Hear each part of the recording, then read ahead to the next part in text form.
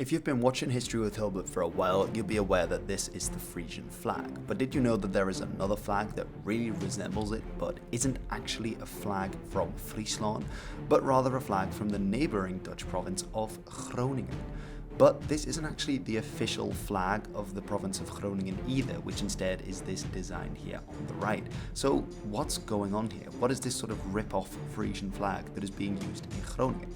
Well, this flag is actually the flag of a specific part of the province of Groningen called the Ommelanden, which means the surrounding territories. This is the name that historically was given to the areas largely to the north of the city of Groningen in the province of today's Groningen. For this reason, historically, this area was known as Stad or city and Ommelanden, the lands surrounding the city, and this can be seen on a lot of the iconography of the province of Groningen using this design with the Ommelanden as well as the double-headed imperial eagle. This goes back to there being historically quite a large distinction between the culture of the city of Groningen and the area around it. So one of these distinctions was in language, that the areas around the city, the Ommelanden, remained Frisian speaking for longer than the city of Groningen, which already quite quickly switched to speaking a Low German variety as a result of its trading connections. The exact origin of why the Ommelanden started to use this symbol isn't entirely known, although we find it in a few different examples, and it's not always consistent either. Sometimes the Bomberbladen, although in this case they look a bit more like stylized hearts, appear in the white fields just as they do on the Frisian flag. Sometimes they also appear on the blue fields, so there's some distinction there. We also find them being minted on coins in Oppingedam during the 16th century, and it's really around this time that we see its wholesale adoption by many of the noble families in the Ommelanden around the year 1590, which is when that manuscript was written. This may be because it's around this time that people in the Ommelanden actively wanted to pursue a connection with the so-called Frisian freedom. This idea that the Frisians had been free beforehand and were only subject to the Emperor, the Holy Roman Emperor, and not to other dukes and kings and other powerful political magnates as the feudal system was in other parts of Europe at the time. Of course, by 1590, the Frisian freedom had actually already ended. It had been conquered or incorporated into various political entities around it, but in this time we have the 80 Years' War, or also known as the Dutch Revolt, in which the Dutch revolted against Spanish and broader Habsburg rule. In this time period, we see that the city of Groningen strongly came out for the Spanish king, for King Philip and for the Habsburgs, whereas the areas around Groningen, the Ommelanden, came out in favour of the Prince of Orange and the Dutch rebels. And so it may be that in this drive for freedom and for independence and autonomy from those in the city, that people in the Ommelanden looked back to the time of the Frisian freedom when this had also been the case. Groningen then also has its own flag. The city, it's a white, green, white bicolor flag that is being flown, very similar to the flag of Rotterdam.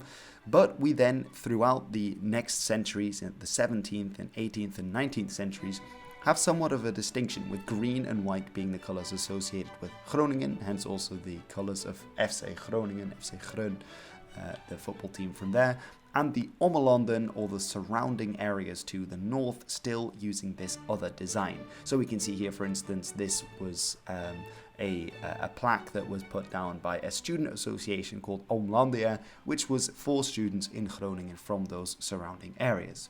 However, by 1913, the province of Groningen as a whole, so Stad and Ommelanden together, wanted to have a flag that set them apart, that represented them. And so they needed something that would incorporate both of these traditional colours and heraldry. This flag was the first that was come up with, incorporating of course the white and green of the city and the older flag by simply turning one of the stripes of the Ommelanden flag into the green of the city. Quite a neat resolution. Two more flags were also submitted at this time, but I think the less said about these, the better. However, it wouldn't be until 1950 that a design was created that actually the states in Groningen would be happy enough with to adopt as their official provincial flag. And that was this design. Now, as we can see, this design incorporates the same colours but has quite a different format as the previous flag of the Ommelanden. We see that the flag of the city of Groningen is actually represented in the middle, while it's simply the colours of red, white and blue that are found elsewhere. The actual design of the flag is a somewhat Nordic looking cross, which is similar to the flags of course, Denmark and Norway, as well as Sweden, Finland, Iceland, the Faroe Islands and several other entities. And this is because of the city of Groningen and the other towns in Groningen being a part of the Hanseatic League and having a lot of trading connections with particularly Denmark, but also the city of Bergen in Norway. And so they have adopted this Nordic cross as a flag. You may recall that this is quite similar to reasonings why the Inter-Frisian flag, which is unofficial at the moment, also adopted a Nordic cross to go back to that Scandinavian heritage. In any case, that is the flag of Groningen, the flag of the Ommelanden and its connection to the Frisian flag.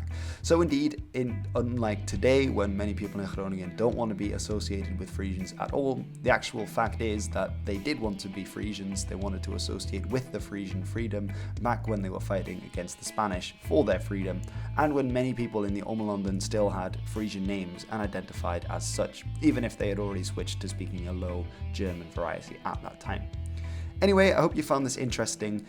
Let me know in the comments below, would you like me to look at any more Dutch provincial flags or any other flags, and I will do my best. In any case, I've been Hilbert, and this has been The History. Bon chien.